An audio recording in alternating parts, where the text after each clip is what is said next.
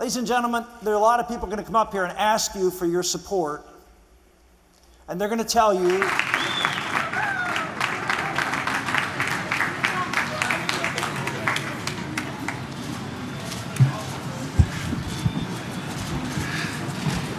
wow, that's some group of people.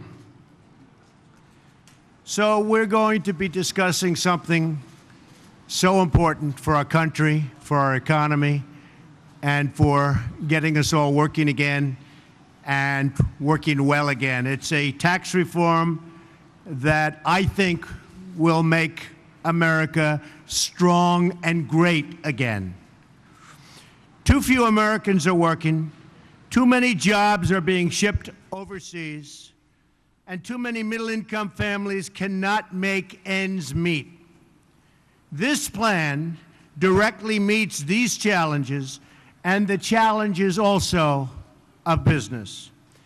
It will provide major tax relief for middle income and for most other Americans. There will be a major tax reduction. It'll simplify the tax code. It'll grow the American economy at a level that it hasn't seen for decades. And all of this does not add to our debt or our deficit, but I'll also be discussing some of that at the end, because we have to make much better deals, we have to negotiate much harder, and we've got to make our economy strong. Changes for individuals will be at levels that you haven't seen in a long time. We're going to cut the individual rates from 7 brackets to 4. Simplification. 25%, 20%, 10%, and 0. If you're single and earn less than $25,000 per year, or married and jointly earn less than $50,000. So, very important. If you're single and earn less than $25,000, or married and jointly earn less than $50,000, you'll not pay any income tax, nothing.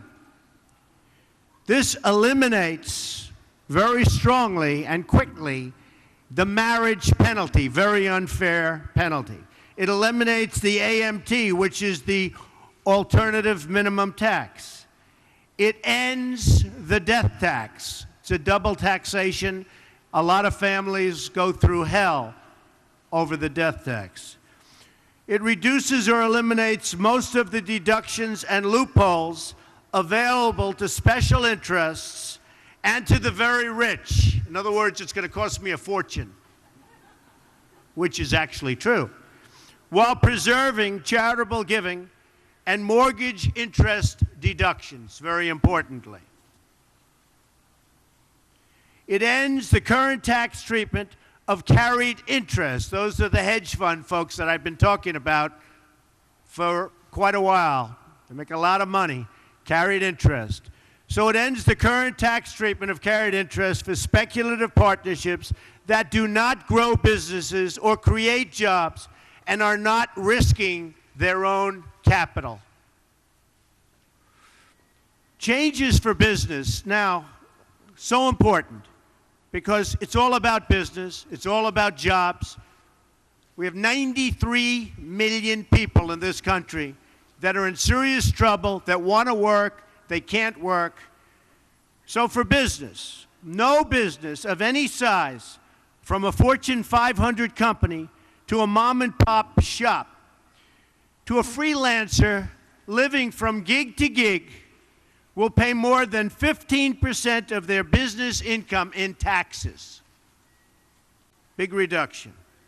A one-time deemed repatriation of corporate cash held overseas at significantly discount, which coming back at a significantly discount, 10%. So it comes back discounted at a 10% tax rate and ends the deferral of taxes on corporate income earned abroad. Now, it's called corporate inversion. It's a huge subject. I've been watching politicians now for years, all talk, no action politicians. I've been watching them for years talking about bringing this money back. The number is probably $2.5 trillion. Everybody agrees it should come back. Republicans, Democrats, everybody. They can't make a deal. They don't know how to go about making a deal. The reason companies aren't bringing it back is the tax is onerous. It doesn't make sense to bring it back. And in fact, many companies are leaving the United States. They're leaving our shores to go and collect their money. They're actually moving out of the United States for two reasons. The taxes are too high, and because they have tremendous amounts of money that they can't bring back into this country when everybody wants them to bring it back in. It's called leadership. We will have that money brought back in. As an example, I have millions of dollars overseas. I can't bring it back into this country. We file papers. We've been doing this for a year and a half. You can't get it back in. So the money stays in other countries, and that's what happens. Not good for us. The level of leadership that we need to get things like this done is so important. But this is something, and I've been watching it for a long time, everybody agrees to. We also reduce or eliminate some business loopholes, many of them actually, and deductions made unnecessary or redundant by the new lower tax rate on business income. The tax rate now is so low that a lot of these deductions, which are complicated, which don't make sense, and which are unfair, are gone. And we phase in a reasonable cap on the deductibility of the business interest expense. So we are going to give you, we have a very complex set of papers that actually, if you know business, is not so complex. And we're going to hand them out right now to the press. And I think you'll see, we have an amazing code. It will be simple, it will be easy, it will be fair, it's graduated. As you get up in income, you pay a little more. Some of the very unfair deductions that certain people have been given who make a lot of money will not be available any longer. But I actually believe they'll do better because I think the economy will grow. It'll grow rapidly, and we'll have something very special. Now, with all of that being said, and before we take some questions, we have to cut the costs of what's going on in this country. If you look at what we're doing and the money we're spending, I read where a washer, you know what a washer is? Nuts, bolts, and washer. To send from one state to another, it was a 19-cent washer, and it cost $900 and some odd thousand to send it from here to there. And there are many examples. Hammers that cost $800 that you can buy in a store for a tiny amount of money. We will run this country properly. There is so much money to be saved. We're reducing taxes, but at the same time, if I win, if I become president, we will be able to cut so much money and have a better country. We won't be losing anything other than we'll be balancing budgets and getting them where they should be. So this is a plan that's simple, that's a major reduction. I think people are going to be very happy. We've already had some very good reviews. I did the plan with some of the leading scholars and economists and tax experts that there are in this country. They love it. They say, why hasn't this been done before? And this is my wheelhouse. That's what I do well. The economy is what I do well. Whenever they do polls, I always come out way above everybody else on the economy. And on leadership, by the way, but I won't say that. So if anybody has, wow.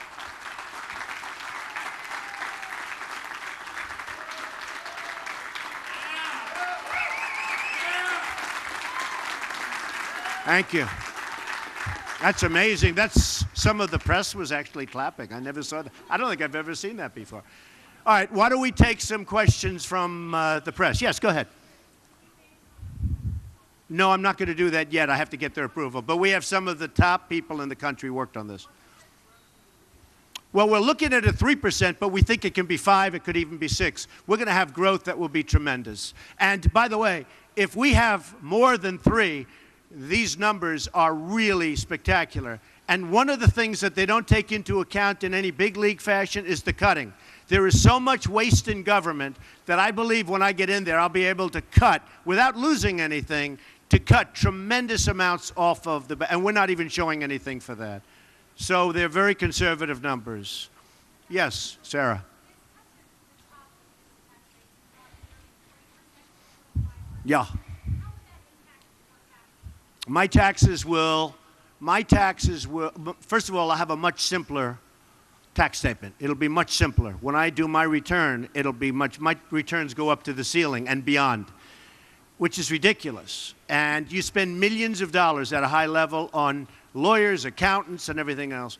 We want to simplify them to a tremendous, tremendous level. The bracket of 25, the big difference is many of the loopholes and many of the deductions, which are old, have been there for years, are antiquated in many cases, or are put there because a lot of the people that get these deductions are contributed to Hillary, they're contributing to Bush, they're contributing to every candidate but Trump, because I'm not taking any money, I'm self-funding. And these people want these deductions. There will be people, we're reducing taxes, but believe me, there will be people in the very upper echelons that won't be thrilled with this. We're taking away deductions, and that's one of the reasons we're able to lower it so. Yeah, this is actually a tax reduction. A big tax reduction, including for the upper income. I believe that the economy will do so well that even though they won't be getting certain deductions, which aren't fair for them to be getting, that they'll end up doing better. Okay, yes, go ahead.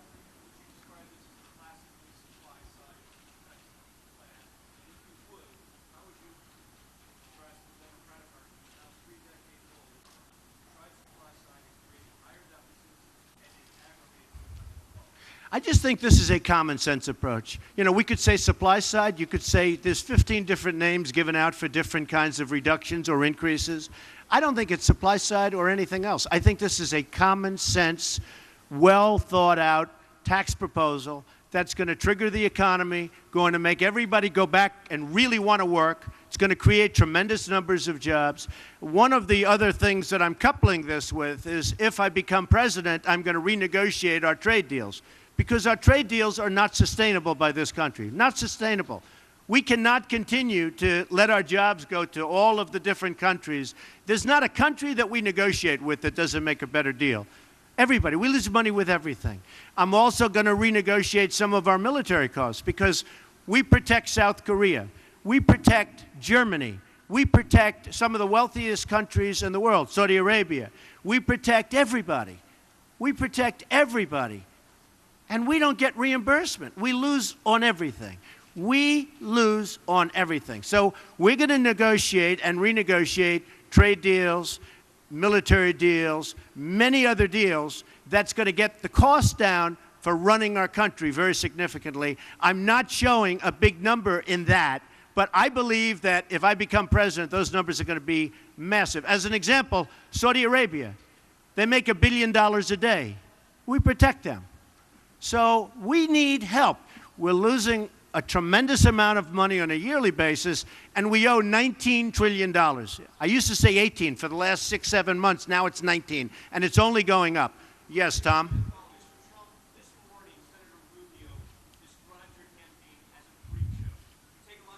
Well, now, Senator, look, Senator Rubio is a lightweight. We understand that. He wouldn't be able to do this. He wouldn't know a trade deal from any other deal.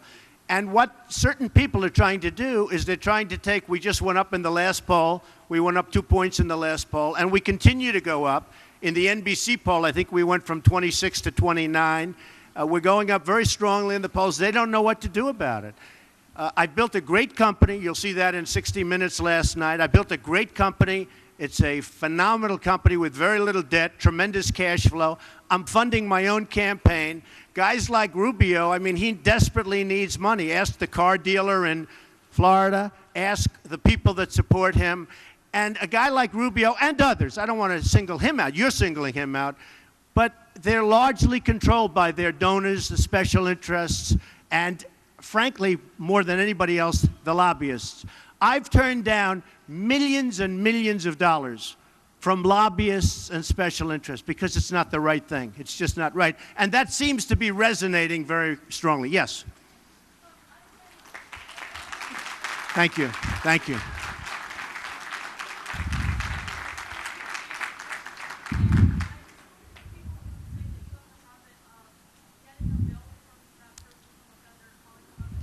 I negotiate. It's true, I do. I get bills from people and I negotiate. Or is that a bad thing? The country should do that. Yeah, I would. I'd bring that same attitude to the White House. It's true. She said, I have a habit. When you get a bill, you call up and you negotiate. To me, that's a compliment. No, I want to take that thinking to the White House. I would bet you we could save 20% of our budget. I could even say more, but we could save a tremendous amount. That has to be the attitude our country has. You can't spend millions and millions of dollars on doing something that you can do for $2,000. You know, when you look at costs, we just spent $1 million building a soccer field, okay? A soccer field for our prisoners that happen to be in Guantanamo, okay? I don't like that. What do you need $1 million for? Level out the surface, let them play, if they have to play at all, okay? What do you need to spend $1 million? We just spent, it's a story today, $1 million on a soccer field. How do you spend $1 million doing a soccer field? You have a level piece of land. Throw them a ball, let them play soccer, if they have to play at all. Why are they playing soccer is my question. Okay. Yes, sir, go ahead. No, it's too long. You don't have time. You're not time. All right, go ahead. Why don't you go ahead? Right.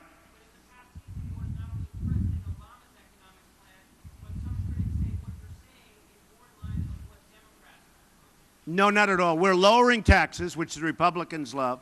And I think one of the reasons I am doing so well in the polls, and one of the reasons I'm doing so well when it comes to the economy in all polls, is that this is the thinking. No, we're lowering taxes very substantially, we're simplifying, and we're getting rid of deductions that are actually obsolete, that certain people want to keep for certain reasons. So no, that's not true. Yes, sir, go ahead.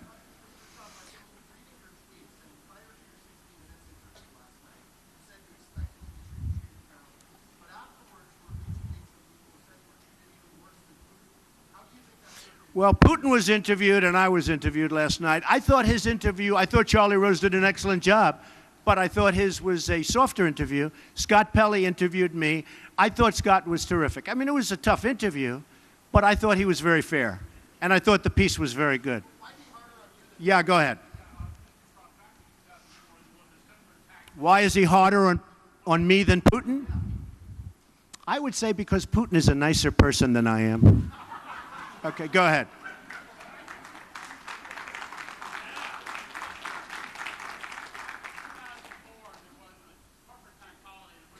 Right, right.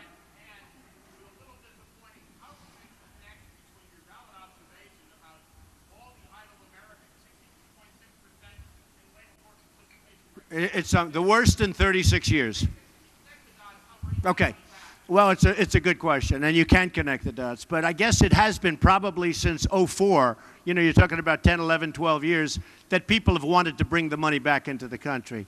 And again, it's called corporate inversion. And a lot of times the corporations are moving out and they're going to other countries, taking jobs. And now we have a really big problem because we have serious companies, very large, very prestigious companies, as you know. Obviously, you know something about business. But we have major companies looking to move out of the United States. You know, it used to be they'd move from New York to Florida, they'd move from New Jersey to Texas or whatever. Now they're talking about moving from the United States to Ireland and to England and to other places, to Spain, where they get treated differently and, frankly, better.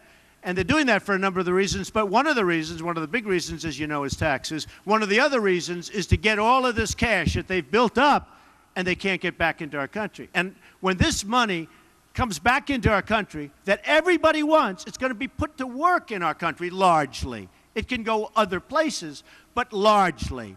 And I think it'll be an amazing boon. Now, here's the other thing. They think it's $2.5 trillion. I think it's much more than that. I actually think it's going to be more money than that. And boy, if it is, we have hit pay dirt. Yeah, go ahead, real fast.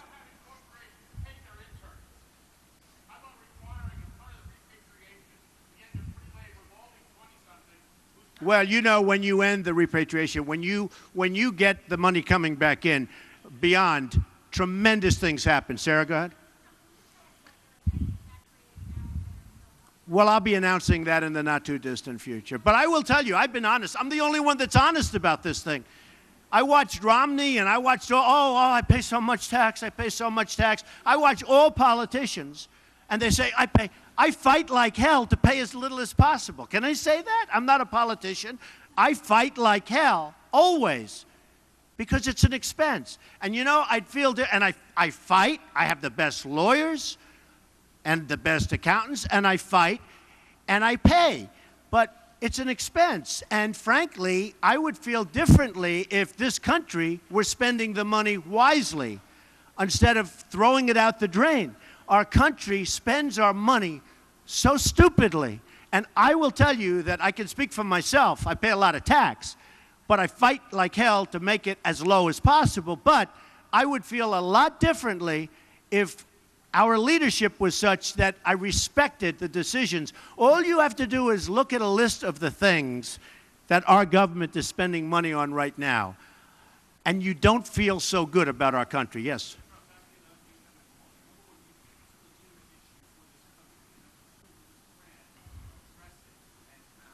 Well, I'll tell you what, in terms of income inequality, we're going to create a lot of jobs.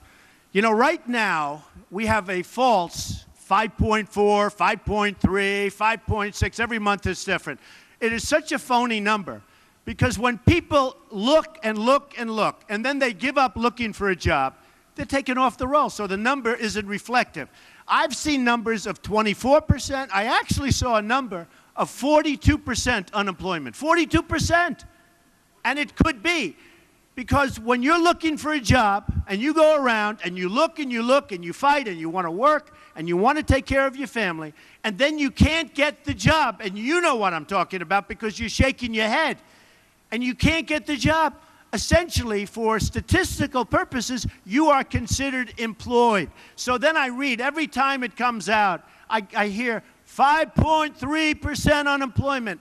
That is the biggest joke there is in this country. That number is so false. And you know, people ask, how come Trump is doing so well, and Carson and others? How come they're doing? You know why they're doing well? Because people are tired of political speak. They're tired of that. And the worst example of it, one of the worst example of it, is the phony unemployment rate. The unemployment rate is probably 20%. But I will tell you, you have some great economists that will tell you it's 30, 32, and the highest I've heard so far is 42%.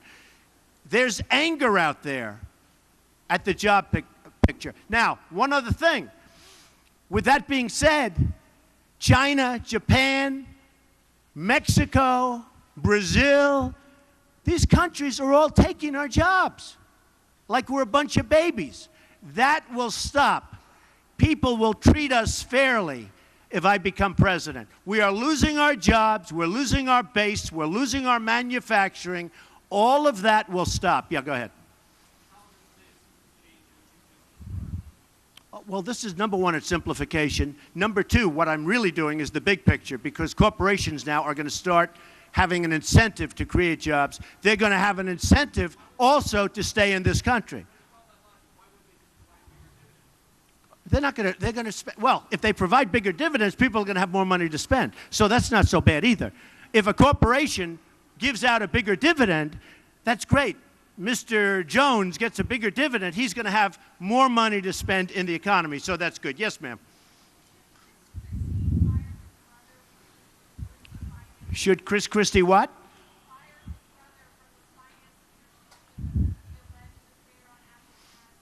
I know nothing about that.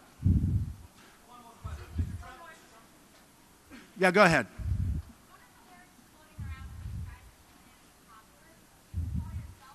No, I'm not a populist. No, I'm not. I'm a man of great common sense. I'm a man that's built a tremendous company with the best locations in real estate, the best everything. You're here at one of them. I have many of these. I've done a great job. I've employed tens of thousands of people. I employ now thousands and thousands of people. I've done a good job, but I wouldn't say populist at all. I would say I'm a man of common sense. I'm cutting taxes. I'm going to create a lot of jobs. I'm going to get rid of a tremendous amount of waste. And I'll tell you what, the waste that I get rid of, is going to have a huge impact. And I'm not even putting that in my numbers. So I think it's going to be terrific. All right, how about one more question? Go ahead. Yes, the motor industry. That's a beautiful way of describing it. The motor industry. Where are you from? England. I love oh, what a beautiful accent. No, I want to get the industry, we call it the automobile industry, but I want to get the automobile industry to build factories here. As you know, Ford is building a $2.5 billion factory in Mexico. Mexico also took a big plant out of Tennessee, and Tennessee thought they were going to get it, and they didn't. I want the motor companies, as you would say, or the automobile companies, to build their plants in the United States. I don't want Nabisco leaving for Mexico or any place else. I want these companies not to leave Chicago, not to leave Michigan, not to leave New Hampshire and Iowa and South Carolina and all of these places where they're leaving and they're going to other countries. I want them to stay here, and they will stay here, and they'll be so happy. Ladies and gentlemen, thank you very much. It's been a great honor. Thank you. Thank you. Thank you.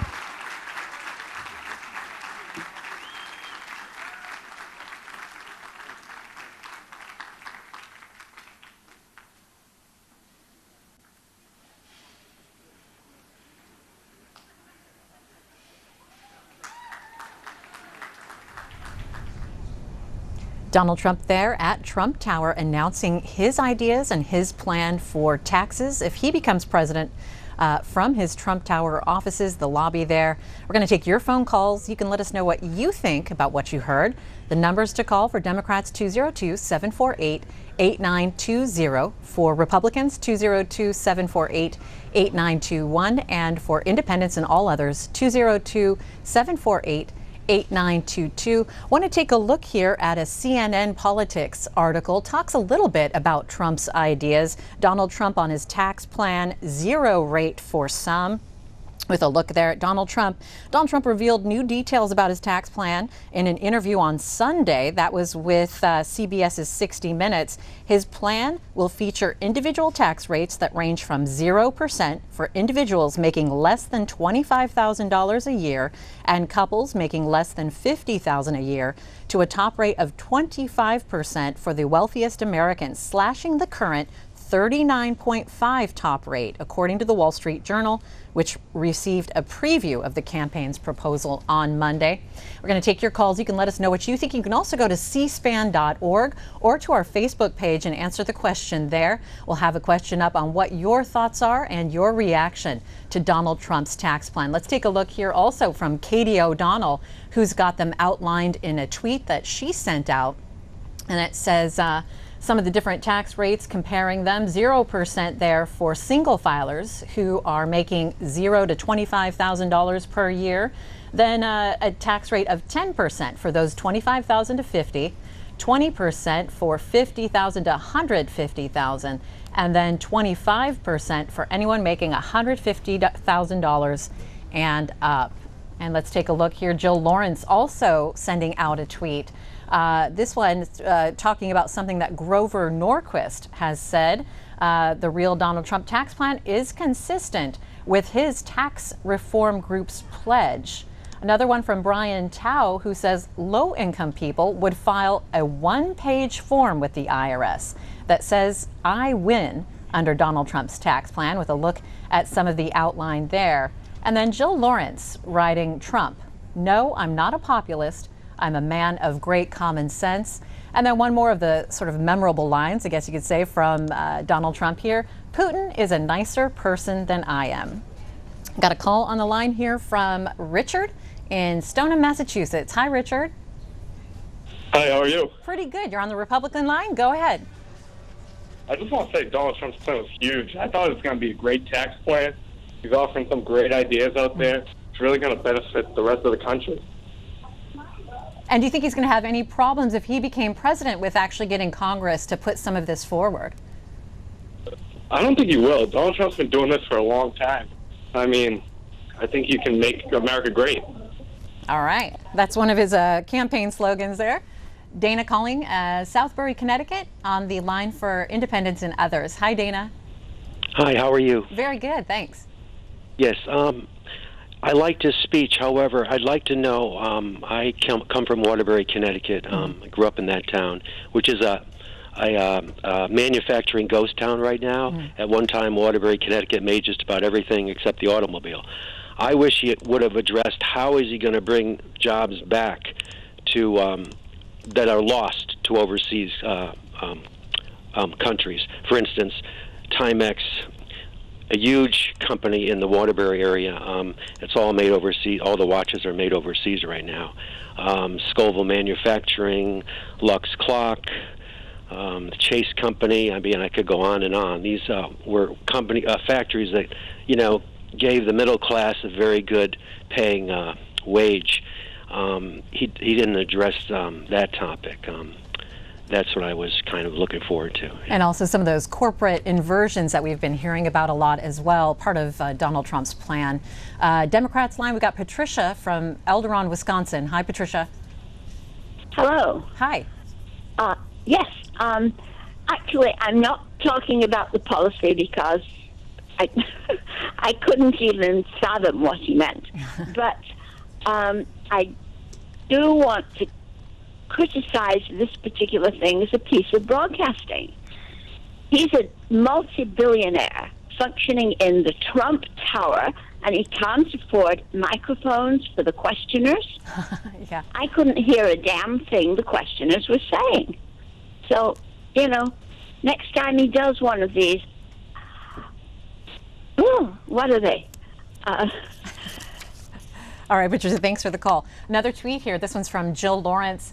A little bit echoing of what one of our callers said. Trump on companies moving jobs overseas. I want them to stay here, and they will stay here, and they'll be so happy. Okay, then. So I guess wanting some more details there from Jill Lawrence. Terry's on the line, Ellerton, Georgia, Republican.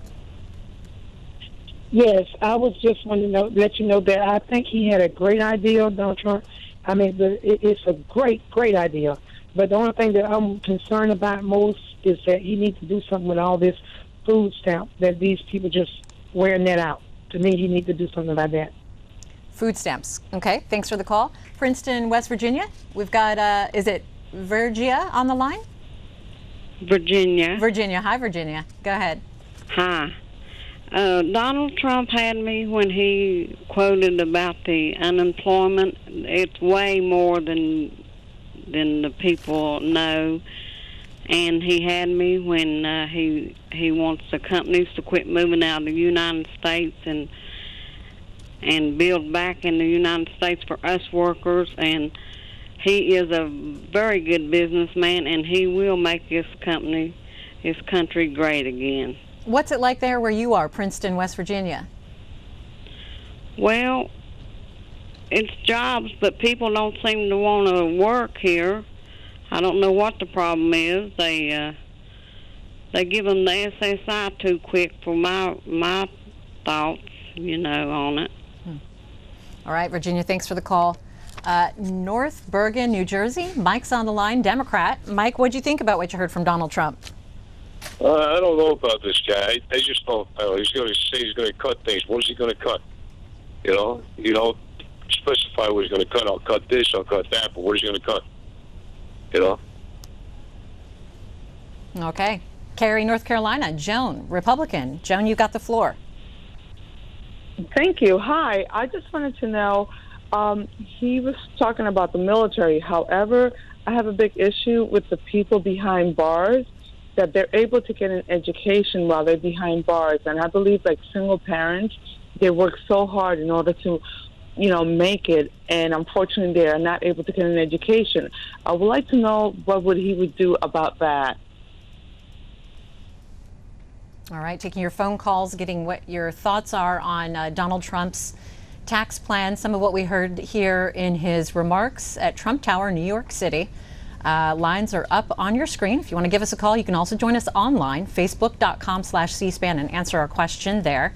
Let's take a look here also at the CNN Politics article about this, talking about the fact that this would be a substantial reduction for the middle income people because of our middle class is being absolutely decimated. I think it'd be a great incentive for corporations, he said during his 60-minute interview. But in what he conceded is a departure from his own party's approach, Trump also vowed to make some of the wealthiest Americans, namely some on Wall Street, pay more taxes. I'm a pretty good Republican, but I will tell you this, I do have some differences. I don't want to have certain people on Wall Street getting away with paying no tax, he said, after suggesting he would eliminate some unfair deductions. Fletcher's on the line, Miami, Florida, for Independence and Others. Hi, Fletcher. Hello, I'm in Hanover, Virginia. Oh, you're in Hanover. Great. Yes, ma'am. I would just like to say that he's on to a good start with his tax plan, but as an advocate for the fair tax, we can stop making criminals of honest tax-paying citizens. A code so complicated, and that's exactly what it does. What do you like about the fair tax? It's a consumption tax. It's equal to everybody. Everybody pays it. There's no around about it. But it's such a simple tax code that it just eliminates. Right now, we got a complicated tax code that is making honest tax-paying citizens criminals. And it's got to stop. Democrats line, Brookville, Wisconsin. Harry, go ahead. Yeah, hello. I'm a very concerned retired Teamster, truck driver, and multi-employer pension funds. I hear pretty soon that they're not even going to go and they're taking our pensions away or trying to cut our pensions. 10 million people. What are they going to do with the retirees out here? Are we going to go on food stamps? All right, Harry, thanks for the call. Christian's calling from, is it Reseda, California, Christian? Yes, hi, this is Christian. I've been an independent all my life, and I just recently, 4 years ago, turned conservative just because of how our government was going and our economy. And I just must say, as a conservative and as a Republican, I'm so ashamed of Donald Trump representing us on television. Not only does he stand for propaganda, which is why that lady earlier, the Democrat elderly lady, was mentioning you couldn't hear the microphone, because he's very educated on how to manipulate the news and the media and the public. He was able to get everyone to stay quiet in the audience so that the viewers wouldn't be able to hear their questions for a reason. That wasn't an accident, and I think that's just a joke. If he wants to represent the American people and the Republican Party, he needs to do a better job of being a little bit more open and being like a typical politician. All right, Christian, on the Republican line there. We're going to go to look at some of what Ben Carson had to say recently from the Values Voter Summit. Here's just a quick tweet from the Hill newspaper, which calls for the media to stop giving Ben Carson a pass on issues just because he's a brilliant surgeon. Here are his comments from the Values Voter Summit this past weekend. I'm the leading state sponsor of terrorism.